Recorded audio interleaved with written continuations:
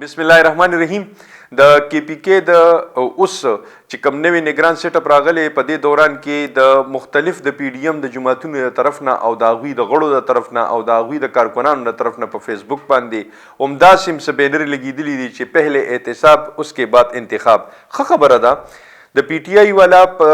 دې صوبه باندې لس کاله کنټینیوسلی دی هغوی حکومتو کو نو په کار دا ده چې د هغوی احتساب وشي او په هغوی باندې الزامات د BRT دی د ملم جبم سکینډل هم په هغوی باندې دی نور داسې ډېر سکینډلز دي چې هغه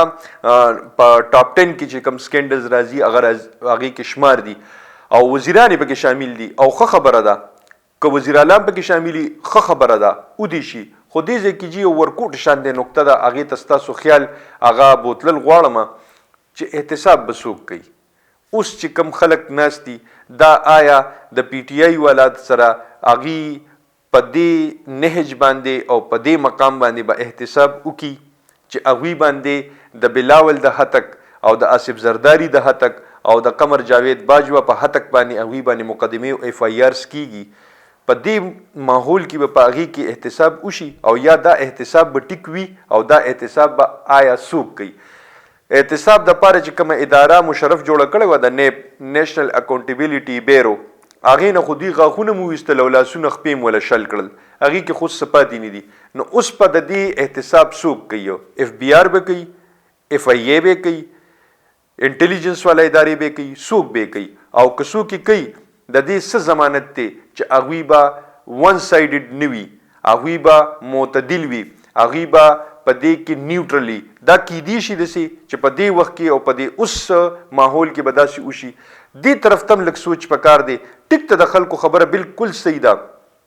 بعض بینرز داسې لیکلي شوي دي چې پهلے روټ اس کے بعد ووټ دام ښه خبره ده ټیک ده خو د دې اوسنی وخت په مطابق باندې چې دا کمی خبرې اوس روانې دي او د حکومتونو د جوړولو دپاره چې کوم اوس هلې ځلې روانې دي په دې کې صرف د یوې نقطې ته سوچ وکړئ چې پاکستان اوس دې وخت کې ډسیبل دی پاکستان اوس دې وخت کې غیر متوازن صورتحال سره مخامخ دی په دې وخت کې هغه سره د پیسو کمی ده ما بار بار د دې ویډیوز د پلیټ فارم نه دا خبره کړې ده چې زمونږ